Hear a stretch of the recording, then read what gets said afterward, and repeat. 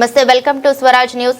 Telangana progressive teachers federation Hanumakonda జిల్లా committee ఆధ్వర్యంలో collector ముందు విద్యారంగ ఉపాధ్యాయ సమస్యల పరిష్కారం కోరుతూ వందలాది ఉపాధ్యాయులతో భారీ నిరసన ప్రదర్శించారు.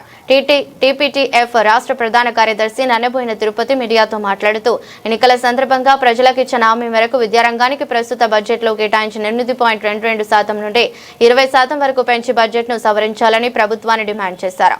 మౌలిక వస్తువుల కల్పన, కంప్యూటర్, గ్రంథాలయ నిర్మాణం, ఉపాధ్యాయుల నియామకం, పూర్వ ప్రాథమిక తరగతులను ప్రవేశపెట్టడం మొదలగునవి బడ్జెట్ పెంచడం వల్లనే సాధ్యమవుతుందన్నారు.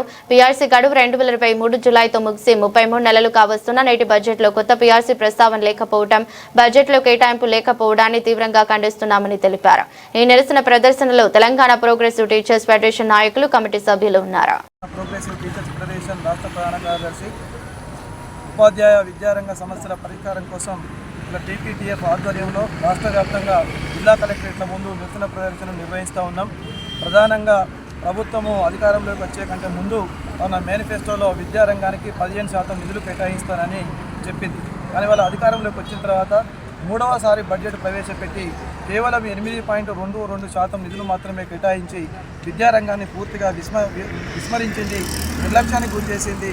ఇవాళ మేము టీపీటీఎఫ్ పక్షాన ఈ విద్యారంగం అభివృద్ధి చెందాలంటే, ప్రభుత్వ బడులు బాగుపడాలంటే, ప్రతి తరగతికి ఒక గది ఉండాలంటే, గదికి ఒక ఉపాధ్యాయుడు ఉండాలంటే, ప్రాథమిక పాఠశాలల్లో ప్రీ ప్రైమరీ తరగతులు, వాళ్ళ గ్రంథాలయాలు, కంప్యూటర్ ల్యాబ్లు నిర్మించాలంటే తప్పనిసరిగా విద్యారంగానికి 20% నిధులు కేటాయించి ఈ రాష్ట్ర బడ్జెట్లో సవరణ చేయాలని టీపీటీఎఫ్ పక్షాన మేము డిమాండ్ చేస్తూ ఉన్నాం.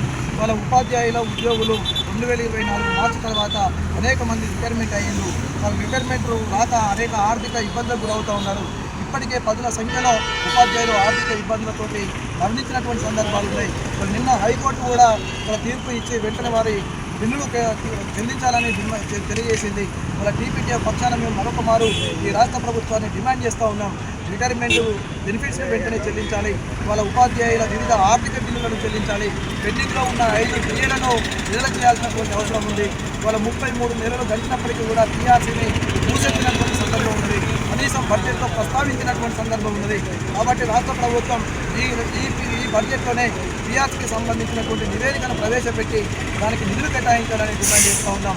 వాళ్ళ సమగ్ర శిక్షలో ఉన్నటువంటి ఉద్యోగులకు ఇలా రెగ్యులరైజ్ చేసి వారికి మినిమం టైం స్కేల్ ఇవ్వాలని, ఇలా KGBV model school, residential school, ఆశ్రమ పాఠశాల ఉపాధ్యాయులకు కూడా డిజిటల్ హెల్త్ కార్డులు ఇవ్వాలని డిమాండ్ చేస్తూ ఇవాళ నిరసన ప్రదర్శన చేస్తూ ఉన్నాం.